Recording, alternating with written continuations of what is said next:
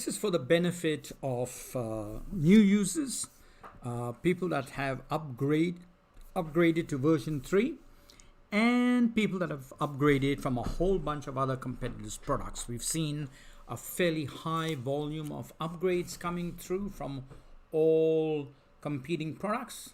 So it's important for you to understand some of the basics. And the best place to start will be the platform under which you can run SmartSuite. So essentially, you can run SmartSuite on any device, and as long as it's connected to the internet. We really don't care how it's connected to the internet, and it doesn't really consume a lot of bandwidth. So you need to pull your smart device out. Could be a mobile phone, could be Android, Apple, we don't care. And you need a browser, you need a current browser, we really don't care. However, I always say to people that have rung me and spoken to me and said, oh, I've got an issue, the first thing I do is I say, can you try it on Chrome before you go any further? And of course, when they try it on Chrome, it just seems to disappear. I said, fine. In that case, show the issue to your local support person, whoever supports your network, and say, this is how it works in Chrome, but it's not working in this browser, and get them to fix the browser. Okay. Now, the next thing is logging in. When you put in your URL up the top, it will generally be your school name and then functionalsolutions.com.au. So your school name will be on this end. You don't have to put in the HTTPS, but that's the fully qualified name of your URL, https:// schoolname.functionalsolutions.com.au, and it should bring up one of two things, the home page or the search page. Search page is a very good landing page if you're trying to build rapport with your teachers and your students and your parents, because when the search page comes up, this item here was the latest record, the last most current record added. So we're always constantly promoting what's new. Okay. Now, if you go down here, you can have a look. It gives you the holdings, it gives you the title, the location, sublocation, call number. If you want more information, you can click on it and it'll bring it up here. Okay. And of course, if you've got the author and the author's featured on Google, you'll get a little G. So if you're connected to the internet, then when you click that G, it'll bring up the actual author of the book. You don't have to be logged in at all. You can see it says sign in. So I am not signed in. So you can go and you can look at all the data that you want, except you cannot look at the availability as to who's got it on loan. You cannot look on reservations. You cannot look at reviews. You cannot build a list of resources. You can't do anything other than just looking at the collection. Okay. And really, if you're just doing a search, so if I come down here and I search, say I want to search for an item, put in whatever search term you want. Okay. And when you do that, there it is. It'll bring up the results. Okay. Now we're going into signing in. To be able to use the system a bit more extensively, and by the way, when you look at search, you really only get to look at what is available to you as a user with no privileges. So you can see here, when I do a search, okay, with nothing in there, these are the last most current books that are available to you. If you happen to get videos that come up and you click on a video, okay, you won't be able to play any videos and you won't be able to see any content that's not appropriate for you. This is general search. You have to be logged in. So click on sign in and you'll put in your username. Okay. And then when you go next, it's going to ask you for a password. Now, when you sign in, you'll get a much broader search, because what will happen is it'll bring up the normal schools collection search. This is a home page search, so you can go and add buttons and do whole range of other stuff to it. But you're better off to present search and as your landing page for everybody. Now when I click on a video and the video comes up,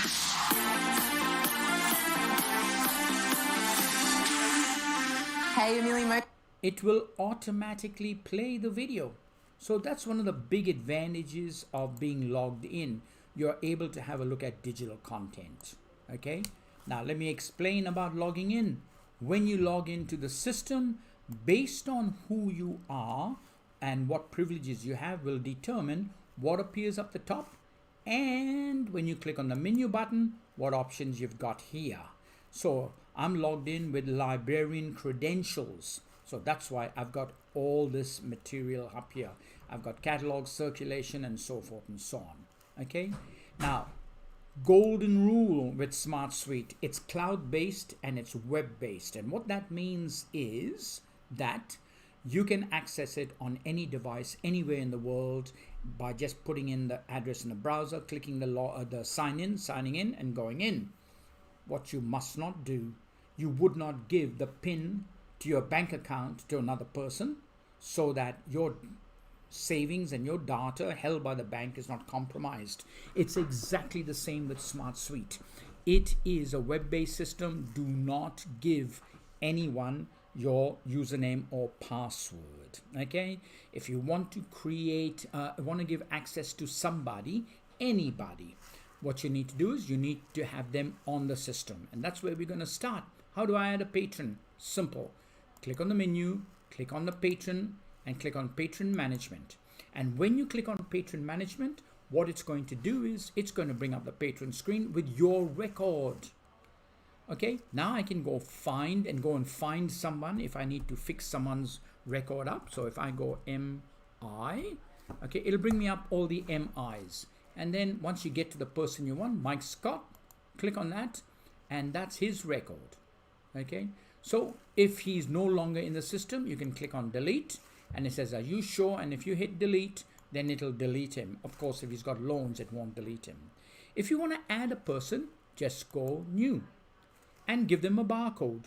And of course, they're a student, and we use their normal school registration number as their barcode, but I don't know what it is, so I want to create him. So why don't you just put anything in there, any piece of information, okay? And you can say that's the barcode for the moment, and the name of the patron is Jenny, and the name of the surname is Jenny Jones. Okay, you can put an email, not necessary. You must put a class grade. So when you put in a class grade, that will determine how many books they can borrow, because the class grade determines their borrowing parameters. And when I save it, it'll go and grab the year 11 and add a security here. However, I'm not going to wait for that, so I'm just showing you that a year 11 security should be 11, a year 12 should be 12, a year 2 should be 2. A 0 security means that they have absolutely no rights. Okay, if it's a teacher, get into the habit of giving all teachers the security of 50. Okay, and that's a teacher security. We'll explain security later. But class grade, that's it. Homeroom, whatever homeroom they happen to belong in, and then the default role is a student. Okay, now I can just go ahead and go save, and that will save that person. Now if I want them to log in, they need to use this barcode or whatever information you put there to log in. Or you can also give them a username. Username is Jenny.Jones. You can make it any username, but if you're a primary school, all kids will remember first name, full stop, surname. So that makes it simple. You can do that. If you're already on the system and you've got 1,000 students and you don't want to do that for 1,000, tell us and we'll do it for you. We'll generate the username as first name dot surname. Okay, and now I'll go save. Now they can log in with this number, or they can log in with this. They can also log in with this. J Jones at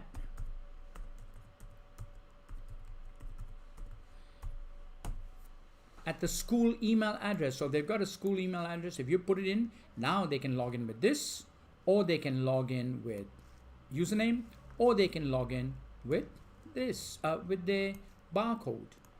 Okay, now it's about 2 years later or 2 days later, and you've now found out what their barcode is, and they've been using their username. You can just change their barcode to their school registration number. That's it. So you don't have to have special library barcodes and special numbers. Why not just use their school registration number? And when they log in, it's going to ask them to enter their password. So you got to go to change password, and my recommendation is give them something like password and validate password, and then just go change password. Okay, now that they've got their password, they can use this number. Okay, and then I'll save it, or they can use their username, or they can use their email address with password. Okay, however, you might have a policy. I'm giving everyone the word password as a password, and I want them to log in and change it. All you need to do is click on here and say change password on next login. As soon as you do that, it'll ask them for the password, and then it'll force them to change their username. And that's all there is to it. Now, if this is a teacher, change their role from a student and change it to a teacher. Okay, and then what you can do is, once you put all their information, you've got their email address. If you click this email login, that teacher, Jenny, will get in a welcome letter, and it'll be sent to that particular email address, and it'll also tell them that they've got TV for Education, and they can start using TV for Education. And by the way, here's some help notes on it. But it's not a teacher, it's a library person that works in the library. So you can click here, and you can turn around and say, you know what, I'm going to give them the role of a librarian. Or if they only work on circulation desk, give them a role of circulation desk. Or if they only work as cataloger, it's a parent that comes and helps you cataloging, give them a role as a cataloger. And that way they won't get all these other options. They'll just get the information appropriate to them. The teacher only gets TV for Education. Okay. If you got a photograph of the teacher, why not take out your camera, photograph them, save it on your PC, and when you've saved the record and you've got their record up here, click on upload, and it will take you to your My Computer. Go into wherever your photographs are stored, and then just click on the actual picture and then go open. And as soon as you do that, their image will get transferred here. Okay, so that's how you set up a Patron. Now that you know how to set up a Patron, you don't have to enter all this other information in here. Okay, so if you're not concerned about any of that, don't even bother going there. Okay, now if you want to catalog a record, really simple. So all you do is you click on the menu, and you click on catalog, and you click on catalog. And this is how you'll catalog a poster, you'd catalog a laptop, you'd catalog anything that is not available on SKIS. Okay, so that's very important to remember. It needs to be available on SKIS for you to catalog it. However, if it's not available on SKIS, you just go new and follow the same protocol as you did creating a Patron. You click in the area that you want to put information into and just fill in your information. That's it. So you'd click on new, then you'll go in, put in the information, the title, possibly the ISBN number, collations, 124 pages, the media type, it's a book. Then you'll go, oh, I want to add some subjects. So click on the subjects, just add subjects. I want to click on author, put in the author, click on local subjects, click on notes, type in whatever you like about that. And then last of all, you'll probably go to copy, and then you can just put in the barcode of the book, the copy status is available, the location, the sublocation, the renewal type, and the loan type. And then you just save it, and that's all there is to it. However, I've got a book in my hand, and I've only got the one book, or I've got 3 books. I don't want to do a SKIS cataloging. I just want to catalog these 3 books quickly. Really easy. Just click on the ISBN, okay? And I'm going to paste it in, but zap in the ISBN number with your barcode reader. When you zap it in, then just click on this button. When you click on that button, it will go to SKIS. and it will check if the book exists. If it does, it'll bring the book down. It's successfully cataloged, and there you go. That's all there is to cataloging. And I know some people, they buy about 1 or 2 books every 2-3 weeks, and this is the way they do their SKIS cataloging. So they just zap in the ISBN number, then they'll check the subject, they might check the title. Yeah, it's got an additional title. Check the subject, check the series, the author, the illustrator, the local subject, the notes. So you just fill in what you want to fill in about that book. And then the last thing you will do is put the copy. So just click on copy, barcode, location, sublocation, loan type, renewal type, and basically you just go save. And that's all there is to cataloging. It literally is that simple. But if you turn around and say, yes, but I've got 100 books I want to catalog. How do I SKIS catalog 100 books? Well, you can still go ISBN number, zap it, click that, and then just go over to the copy, zap in the barcode, and save it, and that's you're done. Then do the next one. It's a very fast way of doing it, but not as fast as our SKIS cataloging. So if you want to SKIS catalog and you got 50 fiction books, click on the menu, go to catalog, but not normal catalog. You go to global catalog. When you go to global catalog, okay, this is the screen that you're going to get. So you can put in the location, the sublocation, the loan period, renewal period, okay, and cost center, which is the English department, history department, whatever. And then what you would do is you'd go zap in the ISBN number and then zap in the barcode. And then you'll zap in, don't wait for it, just zap in the next ISBN number and then zap in the barcode. And then just zap in the ISBN number and then zap in the barcode. And that's all there is to SKIS cataloging. Okay, you don't have to wait for it to catch up.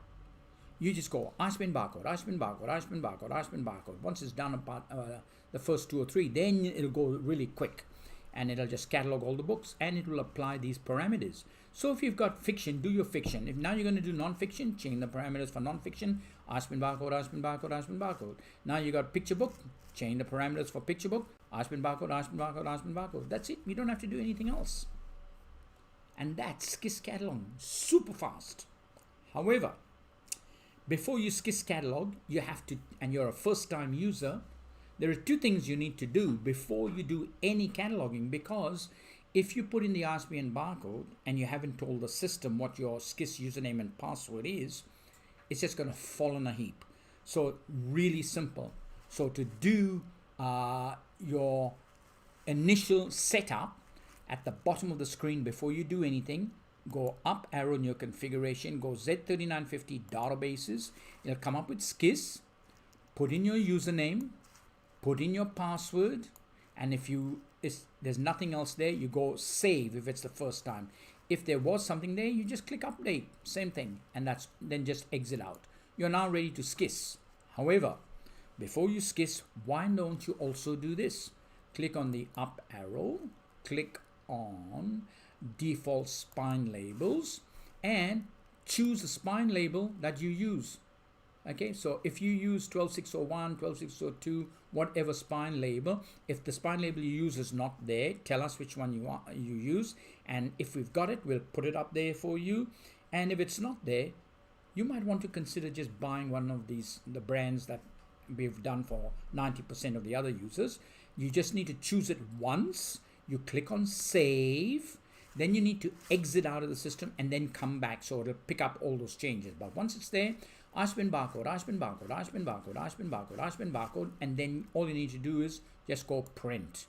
And when you go print, because you've told it what kind of spine labels you're using, it's going to format the label according to the spine label that you've got. Simple as that. And if you're reusing a sheet of labels and say, oh, I've used 14 of them, so leave 14 blanks, that's what you put on the bottom, and then go generate again. And now it'll move it down 14 and start printing at the 15th label, so you can reuse your labels over and over again in an inkjet printer or whatever printer you choose to use. Okay, so SKIS cataloging, original cataloging, Patron records, really easy. I now need to circulate. Easy. It's even more easy than cataloging and SKIS cataloging. click on the menu, go down to circulation and circulation. And the first thing that you'll do is it'll tell you I'm ready to circulate, but you go, I don't want to circulate. I just want to check books in. So click on return. And then when it comes to this brownie sort of a color, just zap in your barcode. Zap, zap, zap, zap, zap, zap, zap, zap, zap. And now someone comes to borrow, click on loan and enter the patron's barcode, or just go Smith, okay? And it'll bring up all the Smiths. And what will happen is if they've got any reason, it'll tell you, you can cancel or you can go, no, override. So it'll show you all their loans, it'll show you their overdues. And now you just go in here, zap in the barcode of the books you want to borrow to this patron, and then zap in the name of the next patron or their barcode, or just go S, and that'll bring up all the S's.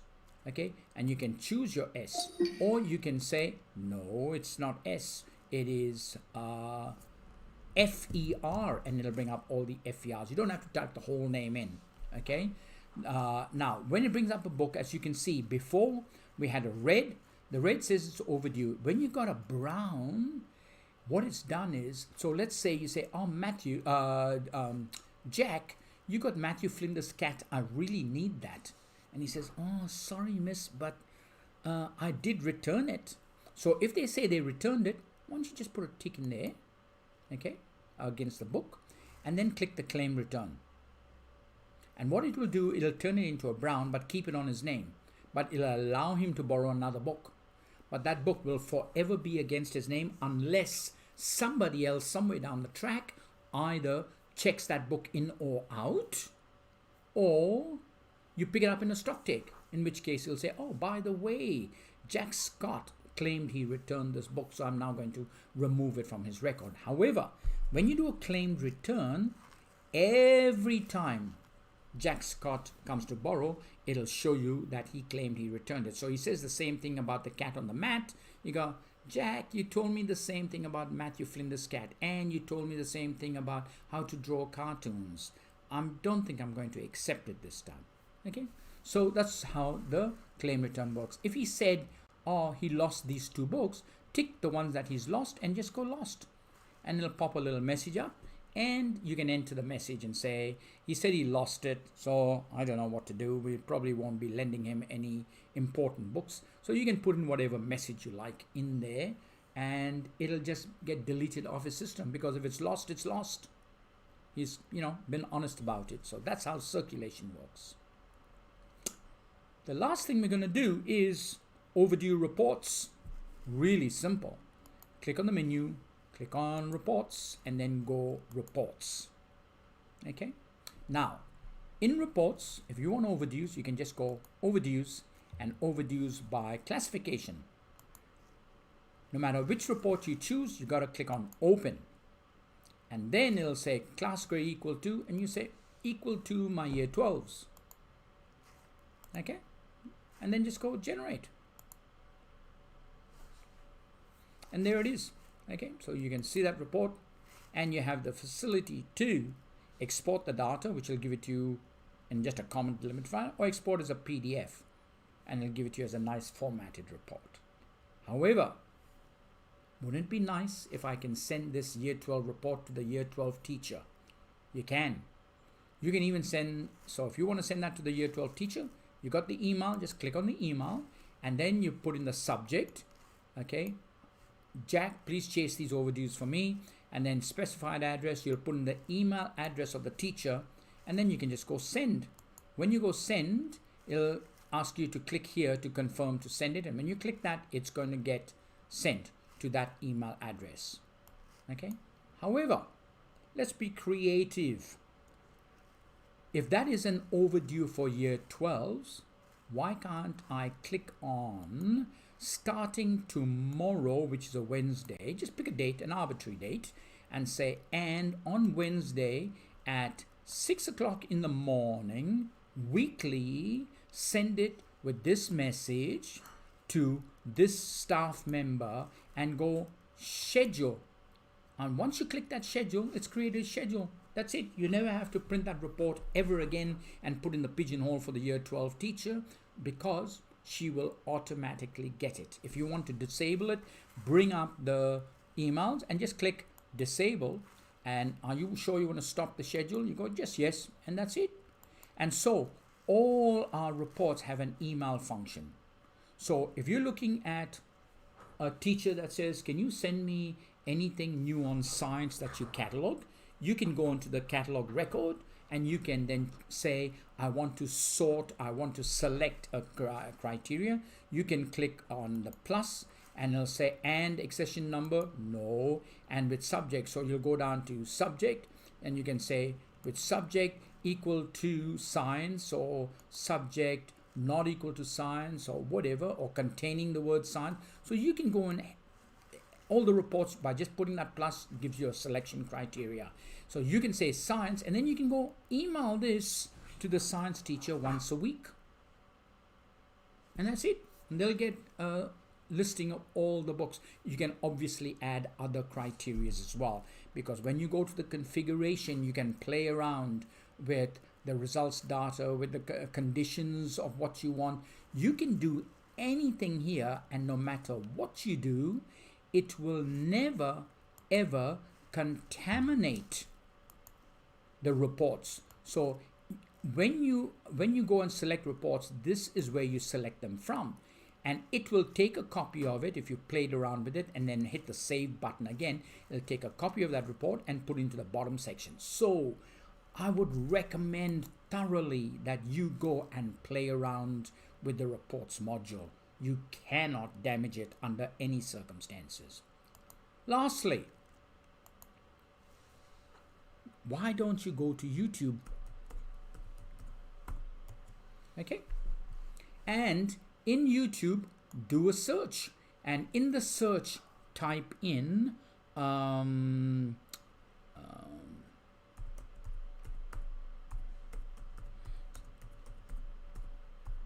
SmartSuite library, and have a look at all the training videos we've got there for stock take. You name it, we've got it, and we will walk you through doing what you want to do.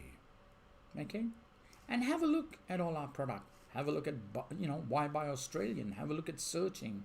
So have a look, and if you're not interested in just SmartSuite, why don't you do this? You say, I've heard a lot about TV for education, especially when we're looking at TV for education in a blended learning environment, or you're looking for digital content. I can guarantee it'll blow your mind in the volume of digital multimedia content that we have. Okay, we cover absolutely any topic. So you might want to look at it and give it to your teachers, and the next time we meet, we'll do an advanced library